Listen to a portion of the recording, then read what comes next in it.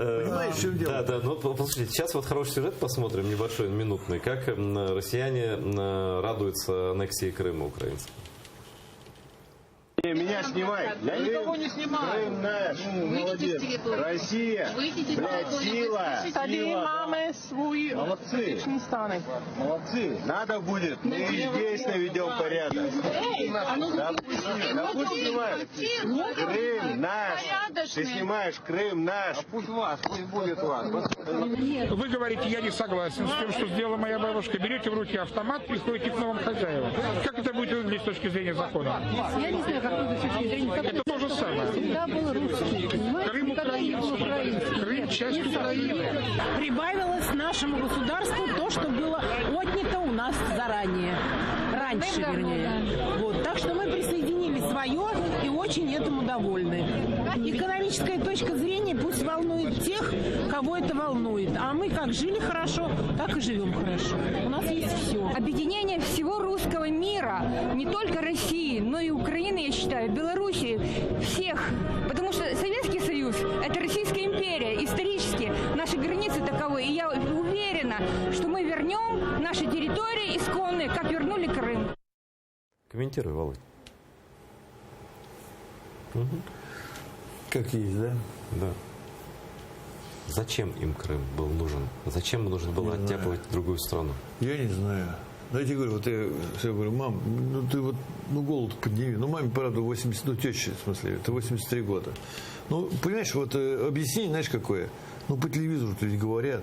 И их ничем не переубедишь, ничего не сделаешь. Вот я вот сейчас вот смотрю на все это. Вот хорошо я телевизор не смотрю. Вот честное слово, я сплю спокойно. Не знаю. Не знаю. Вот. Можно я скажу, да? У нас просто фильм, наш сериал заканчивается тем, что Володя говорит, вот за тем поворотом Клязьмы, все, моя страна заканчивается. Да, моя, вот да. Все, что дальше за поворотом, это все не мое.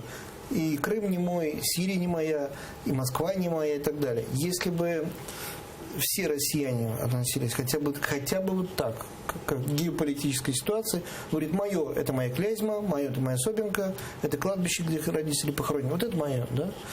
Не было бы никакой войны. Ну, понятно, это такие гуманистические правильные вещи. Я хочу вот что, Володь, спросить. Вот смотри, все-таки согласен ты или нет, что Путину, вот Путину именно, нужна была аннексия Крыма для того, чтобы объединить самых разных людей. Ведь аннексию Крыма поддержали даже те, кто его критиковал до этого.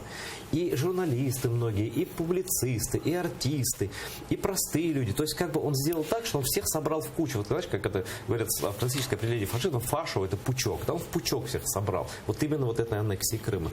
Вот почему это так сработало? Посмотрел бы на журналистов, которые бы не собрались в этот пучок. Нет, но не только журналисты. Вот мы видели тут и старики, и молодые, и кто только нет, да? Нет, насчет стариков, это москвичи. Ну, черт знает. Так, это то же самое можно посмотреть перед выборами, когда на стадион привезли народу на автобус. Вот мы с тобой ходили, что ж, 12 годов выборы были. Помнишь, их на Поклонную гору на автобусе возили? Ну, что это такое? По 1000 рублей того.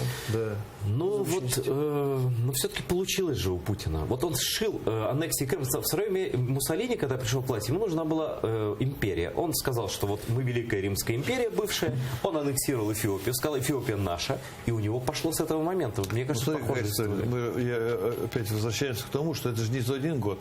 Вот за один год всех не построишь. Нет, но это по моменту. Вот, знаешь, правда, он строил постепенно. Враги появлялись разные. Были чеченцы, грузины. Там месяц болгары были врагами. Поляки всегда были. Там балтийские страны, украинцы. Турки периодически. Да, манипуляции. Слушайте, но Крым как-то их всех прошил вот одной скрепкой. Вот это пронизал это общество. Потому что присоединили территорию впервые. То есть не влияли на территорию. Я понял. Что Южная Осетия. Вот это открытая кража, да?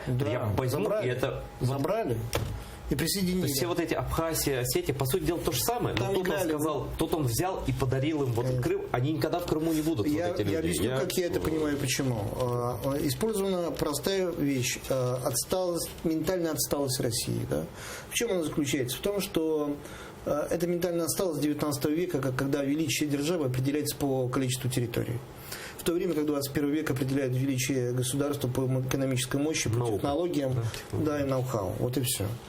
Америка не присоединила ни одного пяди другой земли, тем не менее она от этого сферы державы не перестала. Да, давайте посмотрим.